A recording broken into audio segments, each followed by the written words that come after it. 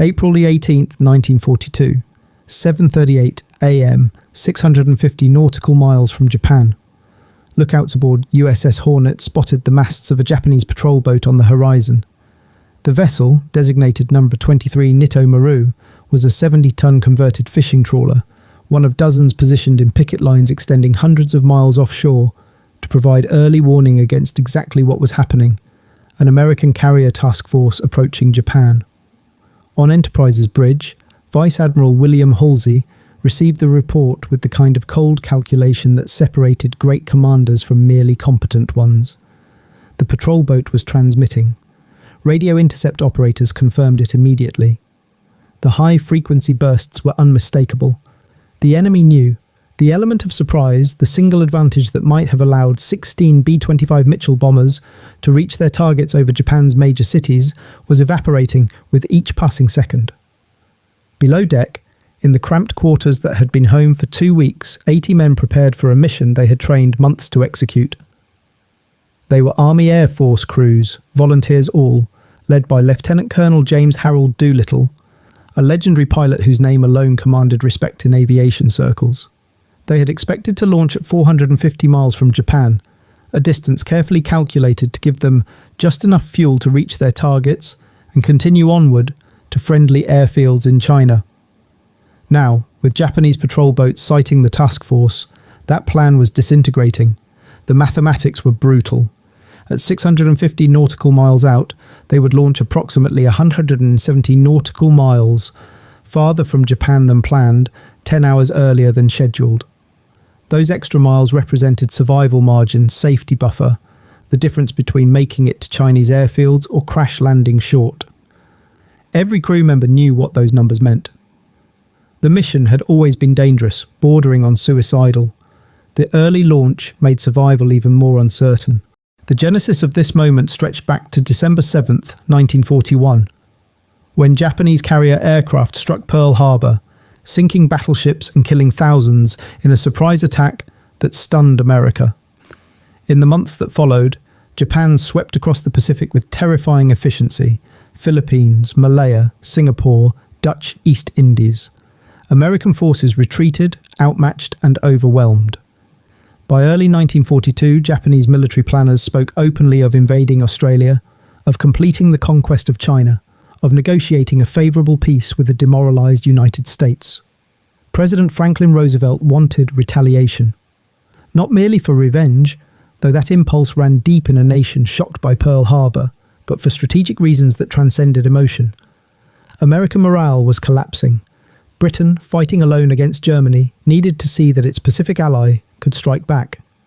Most importantly, Japan's leadership needed to understand that their home islands were vulnerable, that the war they had started would come to their doorstep. The problem was simple: no American base existed within striking distance of Japan.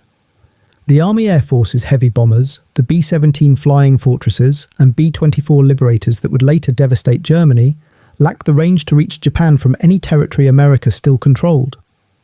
Naval aviation, carrier-based fighters and dive bombers, possessed neither the range nor the bomb capacity to inflict meaningful damage on industrial targets deep within Japanese territory. In January 1942, Captain Francis Lowe, a submariner serving on Admiral Ernest King's staff, had watched twin-engine bombers practicing short takeoffs at Norfolk Naval Station and conceived an idea that seemed to defy basic physics and common sense: launch Army bombers from a Navy aircraft carrier. The concept was so outlandish that King, Chief of Naval Operations and one of the war's most demanding commanders, initially dismissed it. Army bombers were too large, too heavy, required too much runway. Aircraft carriers were designed for naval aviation, for fighters and torpedo bombers that could land back aboard after missions. But Lowe persisted. He calculated that B-25 Mitchell medium bombers, with modifications, might be able to take off from a carrier deck. Though landing back aboard would remain impossible, it would be a one-way mission. The crews would bomb Japan, then continue westward to land in China, in territory controlled by nationalist forces allied with America. The plan required perfect coordination between Army and Navy, between American forces and Chinese allies, between aviators who had never attempted carrier operations and sailors who had never launched Army aircraft. When senior officers needed someone to lead this unprecedented mission, one name dominated every conversation: James Doolittle. At 45, he was older than most combat pilots, but his reputation was unmatched. He held a doctorate in aeronautical engineering from MIT, had won the first Schneider Trophy race, had performed the first successful instrument landing, and had set numerous speed records. Before the war, he had worked as a test pilot for Shell Oil, pushing aircraft to their limits and beyond. Doolittle's assignment to lead the raid came with complete authority to select his crews and modify the mission parameters. He immediately established one non-negotiable requirement: every participant would be a volunteer. This was not a mission that could be ordered. The odds of survival were unknown, possibly nil. Men needed to choose this willingly, understanding they might never return. The call for volunteers went out to medium bombardment groups training across the United States. The response overwhelmed planners. Hundreds of crews volunteered despite knowing almost nothing about the mission itself. Security protocols prevented detailed briefings. Men volunteered based solely on Doolittle's reputation and vague promises that the mission would be extremely hazardous and of great importance to the war effort. From this pool of volunteers, Doolittle selected 24 crews, eventually narrowing to 16 for the actual mission. The selection criteria were exacting: demonstrated skill in short field takeoffs, cool temperament under pressure, mechanical aptitude for aircraft maintenance in potentially hostile territory, and physical stamina for what promised to be an exhausting ordeal. Training began at Eglin Field in Florida's Panhandle during February 1942. The men practiced short takeoffs relentlessly, learning to get heavy bombers airborne in distances that seemed impossible. B-25s normally required at least 100-200 feet of runway for safe takeoff. Hornet's deck would provide less than 500 feet. The margin for error was non-existent. A pilot who released brakes too gradually or advanced throttles too slowly would roll off the bow into the ocean, too aggressive, and the aircraft would stall immediately after leaving the deck with identical results. Lieutenant Henry Miller, Doolittle's engineering officer, supervised modifications to the aircraft. Every unnecessary item was removed to save weight. Defensive armament was reduced. Lower gun turrets were replaced with painted broomsticks to fool enemy fighters. Additional fuel tanks were installed in every available space, including the bomb bay and the crawl space above it. The modifications were extensive but reflected brutal practicality.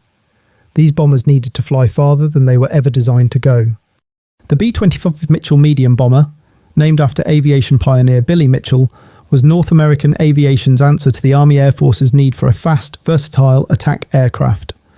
In standard configuration, it carried a crew of 5, defensive armament of machine guns in several positions, and up to 3,000 pounds of bombs.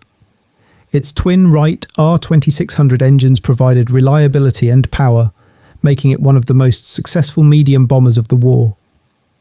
For the Tokyo mission, extensive modifications transformed standard B-25Bs into long-range raiders optimized for a one-way mission. Engineers installed additional fuel tanks wherever space existed. The bomb bay received supplemental tanks. The lower gun turret was removed entirely, its space converted to fuel storage. The crawl space over the bomb bay became another fuel reservoir. Even the navigator's compartment received auxiliary tanks. In total, modifications increased fuel capacity from 646 gallons to 1,141 gallons, a 76% increase that added tremendous range but also substantial weight. Weight became an obsession. Every pound of unnecessary equipment was stripped away. The complex Norden bomb sight, standard on army bombers and one of the war's most closely guarded secrets, was removed and replaced with a simple Mark Twain sight that cost 20 cents to manufacture. Lieutenant Carl Wildner, one of the bombardiers, devised this solution after calculating that the extreme low-altitude approach planned for the raid made the sophisticated Norden sight unnecessary. Bombing from under 1,100 feet was essentially visual aiming, requiring accuracy but not advanced computing. Radio equipment was reduced to minimize weight while maintaining essential communication capability. The liaison radio set was removed entirely. The command radio remained, allowing communication with the carrier until launch, but providing no capacity for air-to-air communication between bombers during the raid itself. Each crew would navigate independently to their targets, bomb independently, and escape independently. There would be no formation flying, no mutual support, no coordinated defence against enemy fighters. Defensive armament presented difficult choices. The Tokyo raid planners expected minimal fighter opposition based on intelligence suggesting Japanese fighters concentrated in forward areas, protecting conquered territories rather than the home islands. This assessment proved tragically optimistic, but it guided weapon modifications. The lower gun turret was removed entirely, saving hundreds of pounds. They replaced it with 2 broomsticks painted black and positioned to resemble gun barrels from a distance, a deception intended to discourage attacks from below. The upper turret retained its twin 50 caliber machine guns, providing defence against attacks from above and behind. The tail gunner position also kept its weapons. These compromises reflected the mission's essential nature. Getting to the target mattered. More than fighting through defences, the bombers would approach at wave-top height under Japanese radar coverage and climb to bombing altitude only at the last moment. Loading 16. B-25. Mitchell bombers onto USS Hornet required planning that bordered on choreography. The aircraft were too large to fit on the carrier's elevators, preventing storage in the hangar deck. Every bomber would spend the entire voyage lashed to the flight deck, exposed to weather, and preventing normal carrier operations. Hornet's own air wing, its fighters and dive bombers, had to be distributed among other carriers in the task force or sent to shore bases. The ship was essentially converted into a floating airfield for a single mission. The loading took place at Naval Air Station Alameda, across the bay from San Francisco, on April 2nd, 1942. A massive crane lifted each B-25 from the dock and lowered it onto Hornet's deck, where deck crews secured it with chains and cables. The process took hours per aircraft. When complete, 16 bombers occupied every available foot of deck space. The wings of adjacent aircraft overlapped. Doolittle's bomber, positioned at the stern, had just 15 feet between its tail and the ship's superstructure. The arrangement meant the first bomber to launch would be the last loaded, positioned at the bow with maximum deck space ahead. Each successive aircraft sat progressively closer to the stern with less takeoff distance available. Doolittle, as mission commander, took the most dangerous position, the shortest takeoff run. This was not empty leadership symbolism but calculated motivation. If he could get airborne from the stern position, every crew behind him would know their own launches were possible.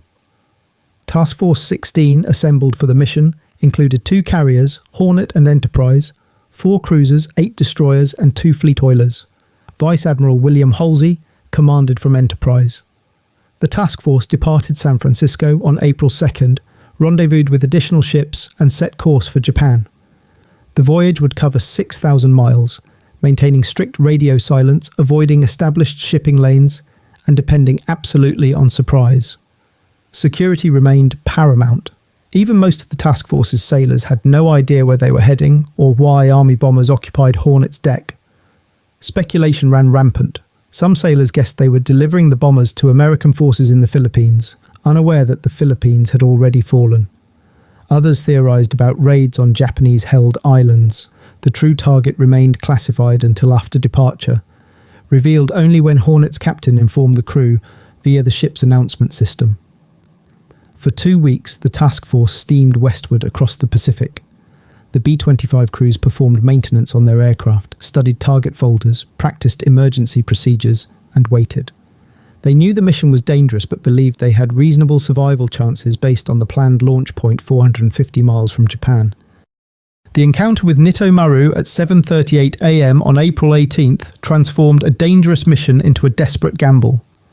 The Japanese patrol boat, one of dozens positioned in picket lines to provide early warning, transmitted its sighting report before the cruiser USS Nashville could sink it with gunfire.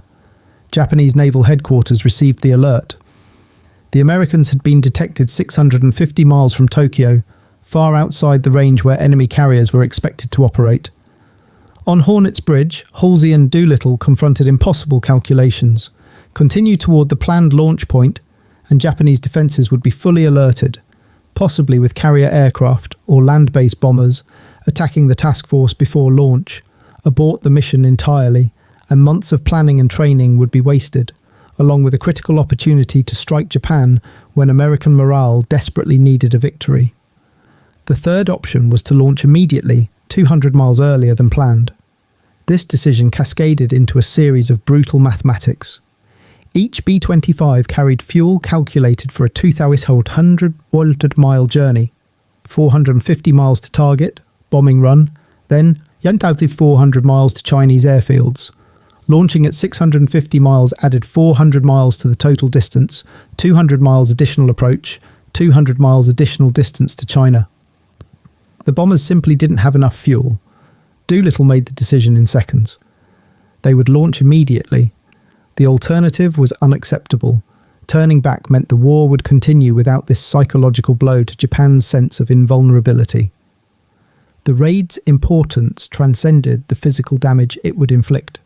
This was about demonstrating that America could strike back, that Japanese cities were not immune to war's consequences, that Pearl Harbor would be answered. The cruiser USS Nashville opened fire on Nitto Maru with its 6-inch guns. Heavy seas made accurate shooting difficult, and it took over 900 rounds before the patrol boat finally sank around 8:23 a.m. But the damage was done. The warning had been transmitted. 5 crew members from Nitto Maru were recovered by Nashville. The boat's captain had committed suicide rather than face capture. At 8:00 a.m., Hornet's loudspeakers crackled. "Army pilots, man your planes." The announcement sent crews scrambling. Below deck, men grabbed flight gear, Lucky Charms, personal weapons. They had prepared for this moment for weeks, but never expected it quite so soon. The planned leisurely breakfast, final preparations, and calm boarding process evaporated. This was it. Now. Doolittle gathered his crew quickly, speaking to his co-pilot Lieutenant Richard Cole, Navigator Lieutenant Henry Potter, Bombardier Staff Sergeant Fred Bramer, and Gunner Staff Sergeant Paul Leonard. His words were characteristically direct. "We're launching 200 miles early. We don't have enough fuel to reach the designated Chinese airfields. We'll bomb our targets, then head toward China and hope we make it far enough inland to reach friendly forces." Questions? There were none. They climbed into their aircraft. Hornet's deck crew performed final checks. The lead bomber, piloted by Doolittle, required 467 feet of deck space for takeoff. Deck handlers removed the chocks from its wheels and positioned themselves to provide the visual signals that would coordinate the launch. Naval officers verified wind conditions. Hornet turned into the wind, increasing to maximum speed to provide additional airflow over the deck.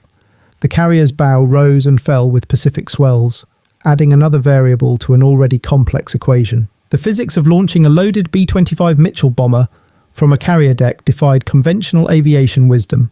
The aircraft weighed over 31,000 pounds fully loaded, far exceeding the weight of any aircraft designed for carrier operations.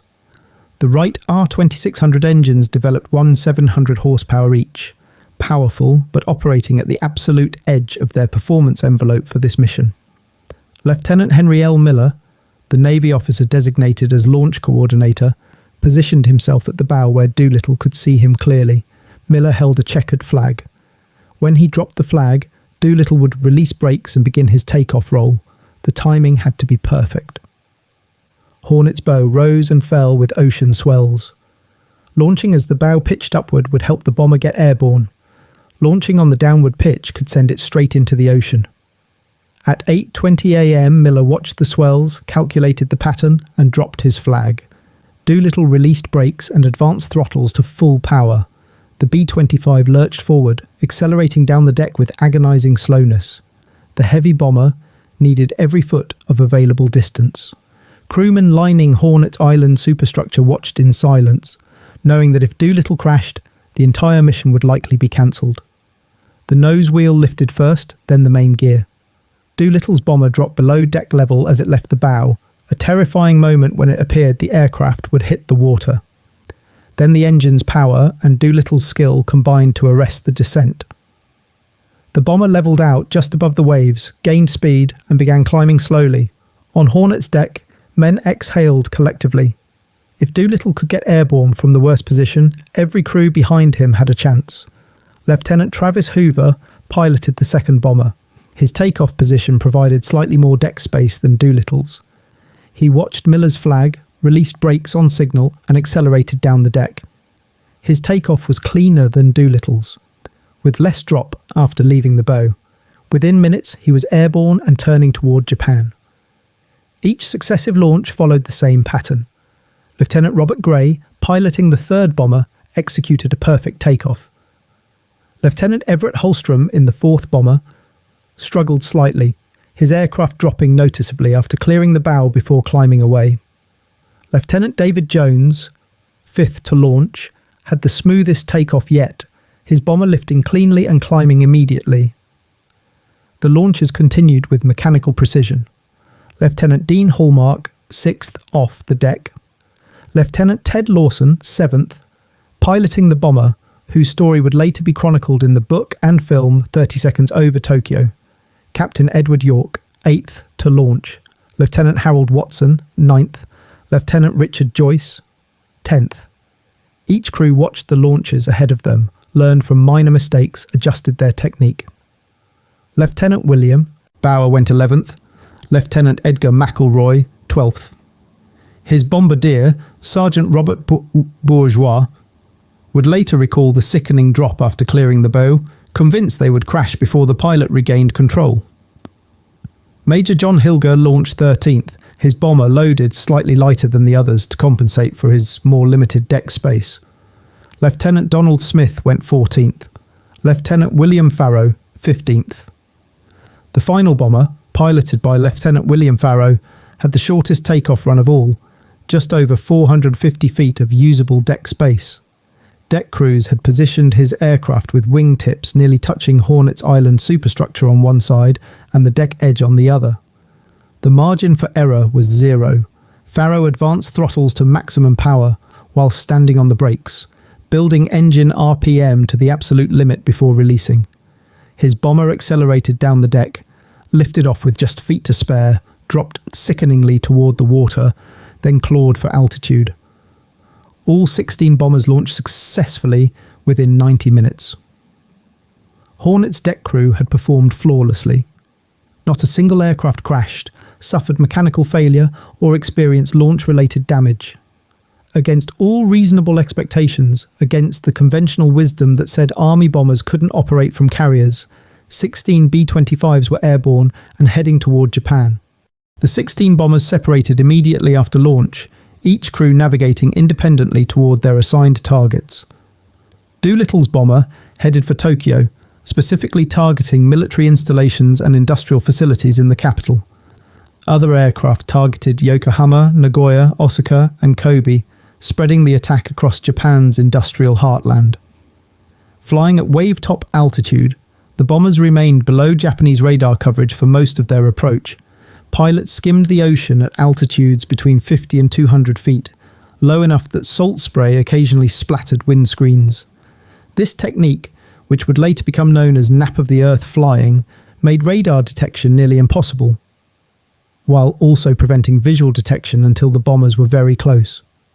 Doolittle reached the Japanese coast shortly after noon. The weather over Tokyo was partly cloudy with good visibility.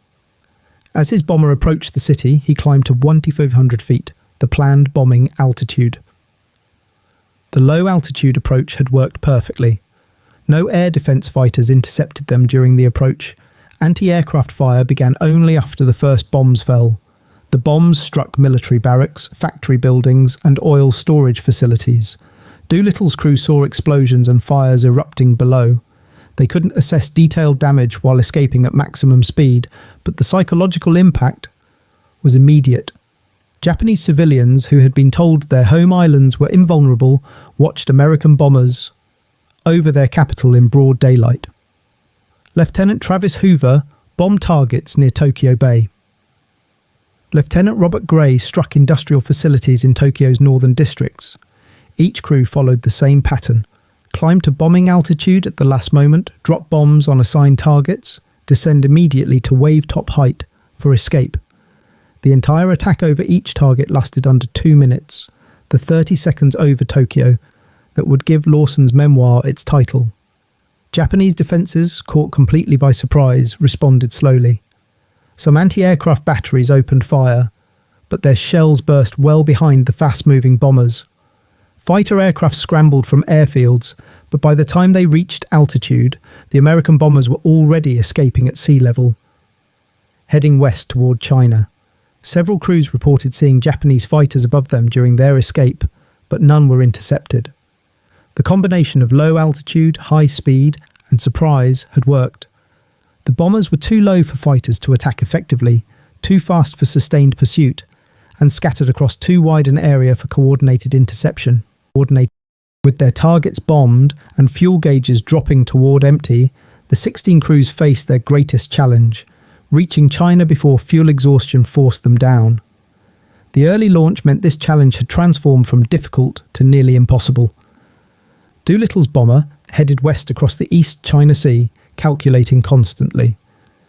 They had enough fuel to reach the Chinese coast, but not enough to reach the designated airfields, deep in nationalist-controlled territory.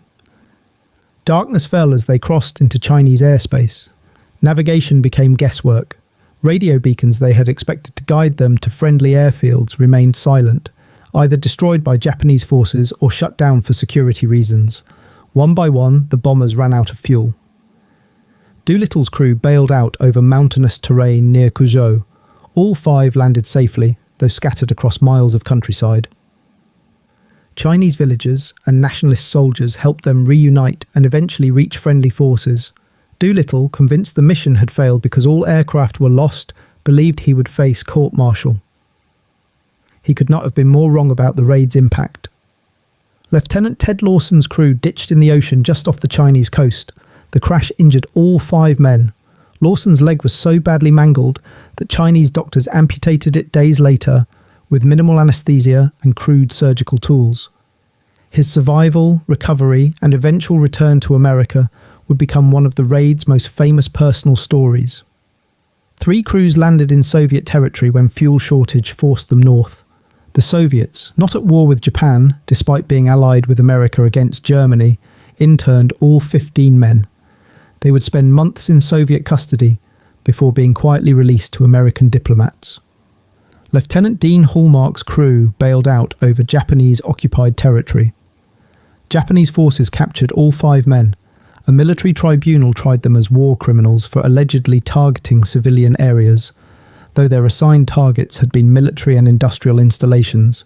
3 crew members, Hallmark, Corporal William Dieter, and Sergeant Donald Fitzmaurice, were executed by firing squad on October 15, 1942. Lieutenant Robert Meader died in captivity from malnutrition and disease on December 1, 1943. Lieutenant Chase Nielsen survived imprisonment and was liberated in August 1945.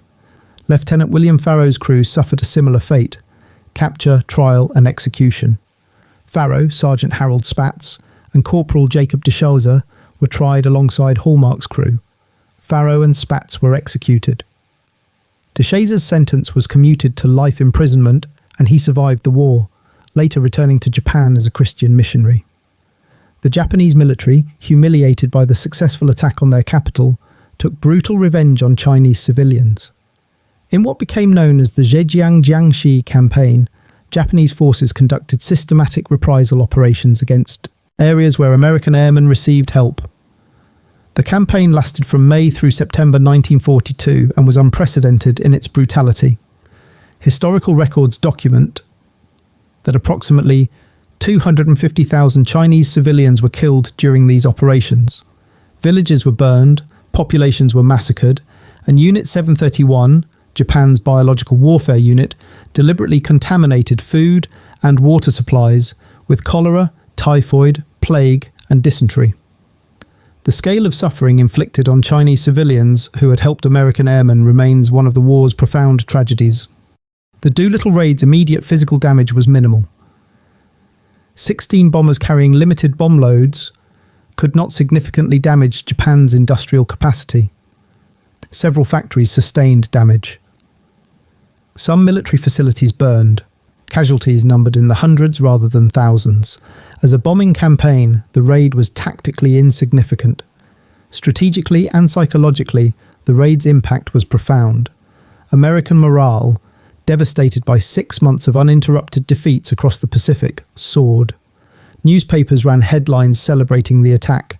Radio broadcasts described the bombing of Tokyo.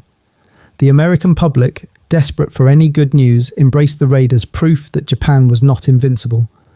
Japanese leadership reacted with shock and fury. Admiral Isoroku Yamamoto, commander of the Combined Fleet and architect of the Pearl Harbor attack, immediately understood the raid's implications.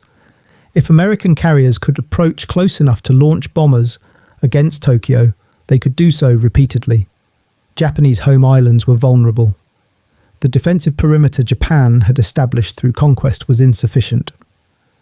Yamamoto's response was to accelerate plans for destroying the American carrier fleet.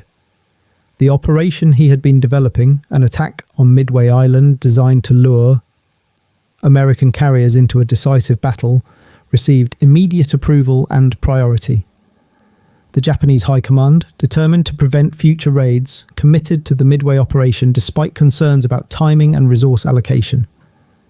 The Battle of Midway, fought in June 1942, just 6 weeks after the Doolittle Raid, became the turning point of the Pacific War. The Japanese lost 4 fleet carriers and hundreds of irreplaceable pilots. American forces, though outnumbered, achieved a decisive victory that shifted the war's momentum permanently. Historians continue to debate how much the Doolittle Raid influenced Japanese decision-making before Midway, but the connection is undeniable. For the Chinese people, the raid had tragic consequences that far outweighed any military value. The Zhejiang-Jiangxi Campaign represented one of World War II's most brutal reprisal operations. Field Marshal Shunroku Hata commanded Japanese forces that systematically punished Chinese populations suspected of aiding the raiders. The campaign killed an estimated 250,000 civilians and 70,000 Chinese soldiers, employed biological warfare agents extensively, and left vast areas of eastern China devastated.